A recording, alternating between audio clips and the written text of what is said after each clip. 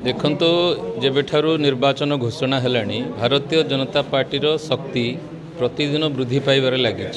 आमर प्रमुख दुई विरोधी दल कांग्रेस और विजु जनता दल छाड़ी बहु दक्ष नेतृत्व जो माने कि दुई दल को सशक्त करते बल दौले संगठन को तृणमूल स्तर में मजबूत करते से माने नरेंद्र मोदी जी विकसित भारतर संकल्प एवं मोदी ग्यारंटी सहित जोड़ी होती समस्ते जानी सारे आगामी दिन मानकरे भारत वर्ष को ओडिशा को भारतीय जनता पार्टी ही सशक्त नेतृत्व एवं विकासमुखी सरकार दे पारिबो। सेथिपाई समस्ते भारतीय जनता पार्टी को पसंद करुछंती, मोदी को पसंद करुछंती, भारतीय जनता पार्टी से जोग दौरान भारतीय जनता पार्टी पर एक राष्ट्रवादी राजनीतिक दल रे निजर योगदान दे भारत वर्ष को जो मोदी जी विकसित भारत जो संकल्प नहीं से जोड़ी होती आपण मैंने समस्ते जानी दीर्घ 24 वर्ष शासन रहिला परे आज जोपरी भाव सारा ओडिशार जनता को विभ्रांत करी सांविधानिक विधि व्यवस्था को भ्रूक्षेप न करी गोटे तमिल ऑफिसर को ओडिशार शासन भार दि जाइए। ओडिशावासी व्यथित होइछंती।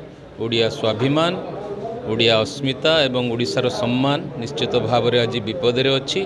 निर्वाचित प्रतिनिधि माने टेंट बांधिया दायित्व रोचंती, ट्रैफिक दायित्व रोचंती। याठू बड़ अपमान ओडिया मानक पई आउ किछि हेई न पारे। जोपरी भाव में प्रभु जगन्नाथ को अपमानित करा से कथा मध्य आपण मैंने जानिछंती। ओडिशावासी सबू सहिबे किंतु प्रभु जगन्नाथ को अपमान केबे सहिबे नहीं। आउ जो मुख्यमंत्री को पांच थर भल पाई दायित्व देते से मुख्यमंत्री आज हुए तो सेतिकी शारीरिक के मानसिक स्तर में सुस्थ नहांती। 4.5 कोटी ओडिशावासी दायित्व नापी से 4.5 कोटी ओडिशावासी मनस्थ कर सारी स्थिर कर सारी ओडिशा राज्य में Bharatiya Janata party double engine सरकार करेंगे। आज जो माने विजु जनता दल एवं कांग्रेस दल छाड़ी कादवरांग पंचायत एवं जलमुंडा पंचायत आम सहित जोग देले मु भारतीय जनता पार्टी ओडिशा तरफ अशेष अशेष कृतज्ञता धन्यवाद जनाऊँच। पार्टी को स्वागत करुच्ची। आगामी जून 1 जो निर्वाचन अच्छे तांकर योगदान निश्चित भाव में भारतीय जनता पार्टी को भंडारी पोखरी क्षेत्र में विजयी कराइब एवं संसदीय क्षेत्र में अधिक भोट आमको मिले।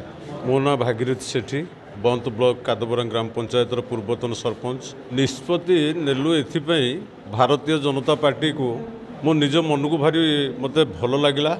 भारतर प्रधानमंत्री यशस्वी नरेंद्र मोदी कार्यधारा को भी भरोसा करी विश्वास करी तेणु बाध्य आम विजु जनता दल परित्याग कर आम भारतीय जनता पार्टी जोग देलु।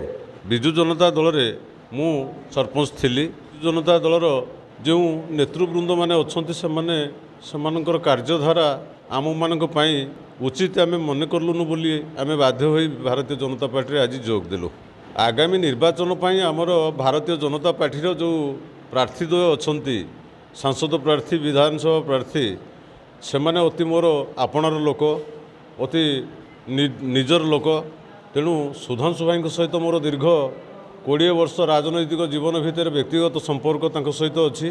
तेणु तांको संपर्क को मु तो भूली पार्लिनी। सर्वोपरि आमर सांसद प्रार्थी जी अच्छी आमर से पड़ोशी पंचायतर पूर्वतन स्वर्गत अर्जुन चरण सेठींकर सुपुत्र अभिमन्यु बाबू जी कि आज आम भारतीय जनता पार्टी रे भद्रक लोकसभा प्रार्थी होइछंती। तेणु मु तांको प्रार्थित्व को आत्मा हृदय सहित तांको सम्मानित करुच्ची। आगामी निर्वाचन रे आमे समस्ते चेष्टित हवा सेमानको विपुल भोट रे विजय लाभ करिवा पई। भारतीय जनता पार्टी कार्यधारा सेमानको पाखरे आमे आसंता काली ठारू आगामी जून 1 पर्यंत आमे से कार्यधारा को सेमानको पाखरे पहुँचेबू। सेमानको पाखरु केमिति आमे खंडिए खंडिए भोट आदाय करी आमर प्रार्थीद्वय को आमे आगामी निर्वाचन रे विजयी करूँ से ही लक्ष्य नहीं आमे सेमानको पाखरे निश्चित भाव में पहुँचबू। आउ बीजेपी आमे आप्राणे लड़ाई करूँ।